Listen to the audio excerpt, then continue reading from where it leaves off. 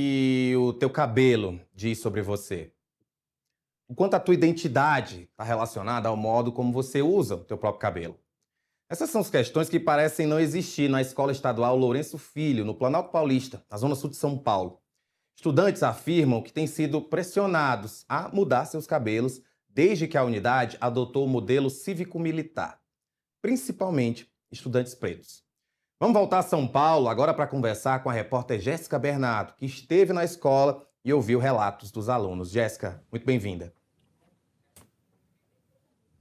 Boa tarde, Rafa. Boa tarde também para quem está nos assistindo aqui nessa tarde no Metrópolis. E é isso mesmo, na Escola Estadual Lourenço Filho, que fica na Zona Sul de São Paulo, mais precisamente no bairro do Planalto Paulista, os estudantes têm se sentido pressionados a mudar os seus cabelos desde que essa unidade se tornou uma daquelas 100 que aderiram ao modelo cívico-militar aqui em São Paulo no início desse ano.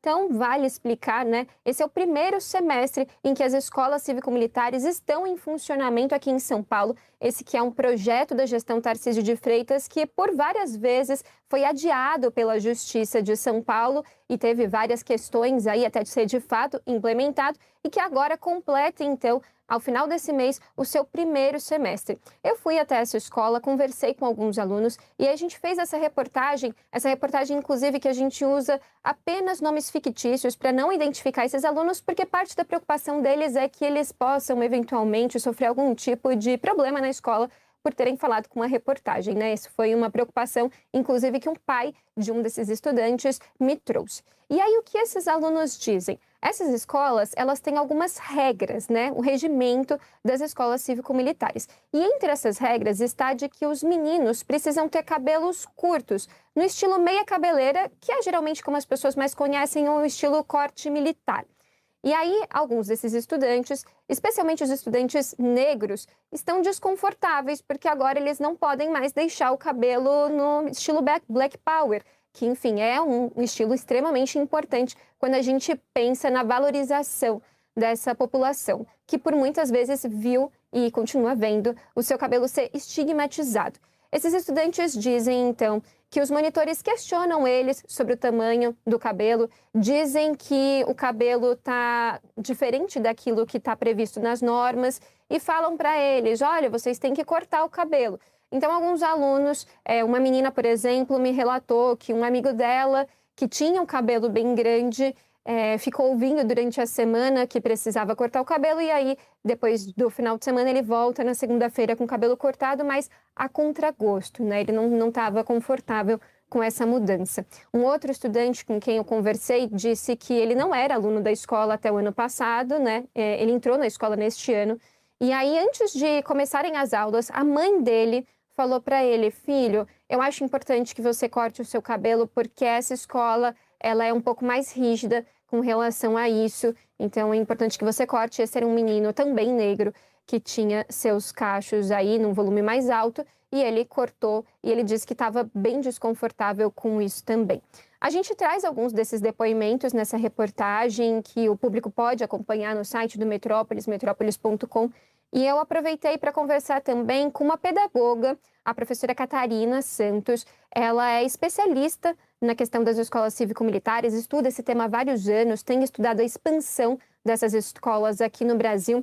E aí, conversando com ela, ela me trouxe alguns relatos sobre isso. Primeiro, de que isso que os estudantes relataram nessa escola, ele não é uma exceção, não é um relato que seja uma exceção. Isso costuma acontecer em escolas que passam por essa mudança, que se tornam cívico-militares, com estudantes, especialmente negros, se sentindo pressionados a ter mudanças em sua aparência para conseguirem continuar estudando naquela escola.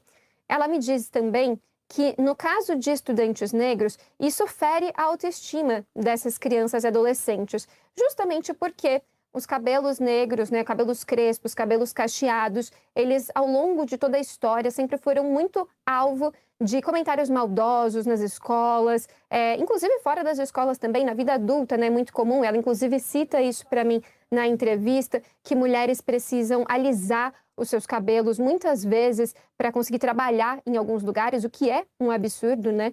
Enfim, e aí ela diz, a gente hoje tem um currículo nas escolas que é antirracista, a gente trabalhou durante anos para uma educação antirracista, então hoje as escolas públicas em geral, elas buscam, né, valorizar que os estudantes tenham cabelos, valorizem os seus cabelos, que tenham os seus cabelos de forma natural, no sentido de deixá-los, os crespos, de deixarem crespos, não alisarem mais, enfim, se sentirem confortáveis com isso, para que eles tenham orgulho da própria aparência e que a escola cívico-militar, na verdade, ela faz o caminho inverso. Então, esses alunos acabam, ao invés de se sentirem orgulhosos da forma como eles são, se sentem desconfortáveis por não estarem ali encaixados naquelas normas e aí acabam abrindo mão de uma das características que ajuda eles a expressar a personalidade, a identidade e a, enfim, se orgulhar de quem eles são. Então, é um caso que a gente observa aqui, né? Acho que talvez um dos primeiros impactos que a gente pode sentir desde que São Paulo adotou o modelo cívico-militar, que, como eu disse, completa agora o primeiro semestre aqui em São Paulo, Rafa, e aí a gente, a partir de agora, vai ver quais são esses outros impactos que esses estudantes vão sentir. Jéssica, é óbvio que um ambiente escolar que envolve formação de crianças e adolescentes, ele exige sim certas regras, exige disciplina, mas ao mesmo tempo é obviamente aquilo que você trouxe, é uma questão de identidade, principalmente quando a gente está falando sobre alunos pretos. O que é que o governo de São Paulo respondeu a você quando você questionou em relação a essas restrições que têm sido impostas, no caso, aos cabelos dos estudantes? Antes de dizer o que o governo me falou, Rafa, eu vou aproveitar um pouco do que você trouxe agora, só para trazer um complemento. Essa prática de você fazer restrições aos cabelos, né? Ela, inclusive, já foi vista pelo próprio ministro do Supremo Tribunal Federal, Gilmar Mendes, como uma prática discriminatória. Gilmar Mendes, que é relator de uma das ações que julga o programa Escola Cívico-Militar, se ele é ou não constitucional.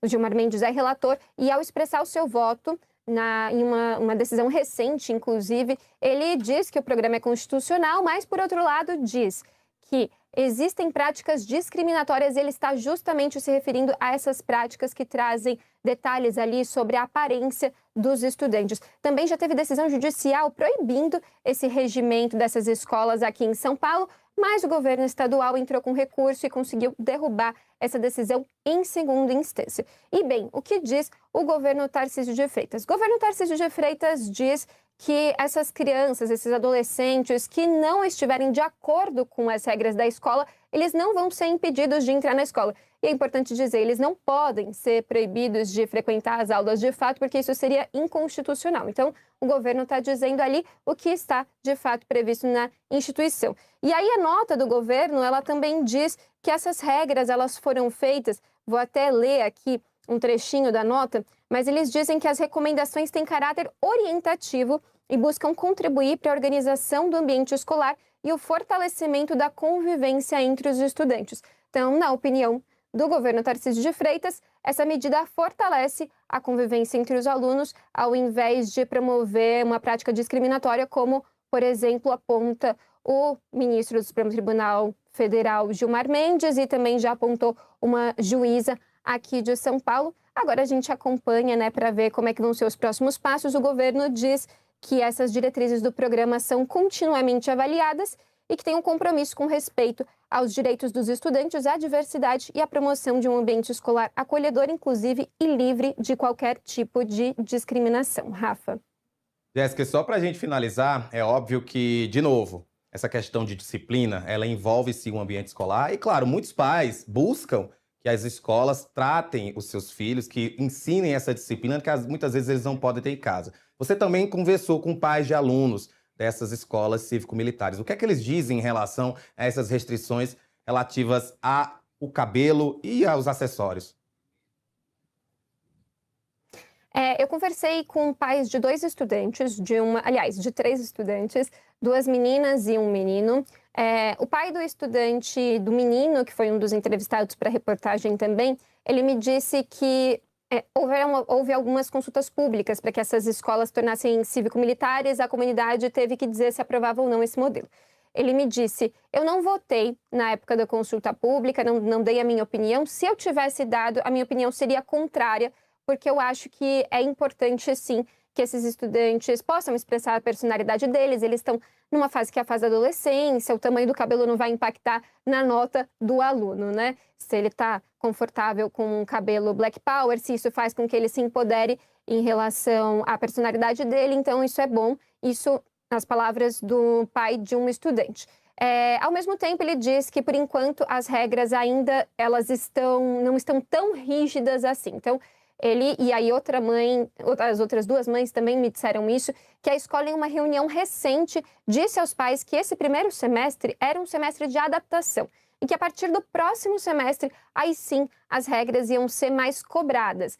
Então, o que se imagina é que, a partir do próximo semestre, não só essa questão do cabelo vai se tornar uma cobrança maior aí para que os estudantes façam aquilo que está previsto no regimento, mas também outras regras, como a do horário ou a forma como os estudantes podem ou não se portar dentro das escolas. Todas essas regras vão se tornar mais rígidas. Os pais dizem que ainda não, né, os estudantes, apesar de estarem desconfortáveis, incomodados, que a escola ainda não está pegando tanto no pé assim, né? Repetindo aí a frase que eu ouvi de um deles. E uma mãe fala, olha, por enquanto tem bastante... Uma das regras é que, por exemplo, as meninas não podem deixar os cabelos soltos.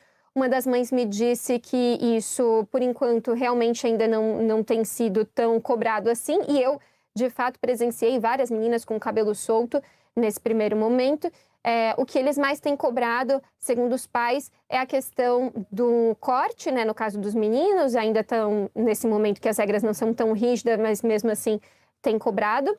E na questão das meninas, que a cor esteja próxima ao natural. Então, meninas que, por exemplo, tinham cabelo rosa, cabelo azul, que descoloriam e tudo mais, têm sido orientadas ali a deixar os seus cabelos da cor natural. Esses pais, em geral, eles acham que a escola cívico-militar, né? Esse primeiro pai, como eu disse, ele é contra o modelo, né?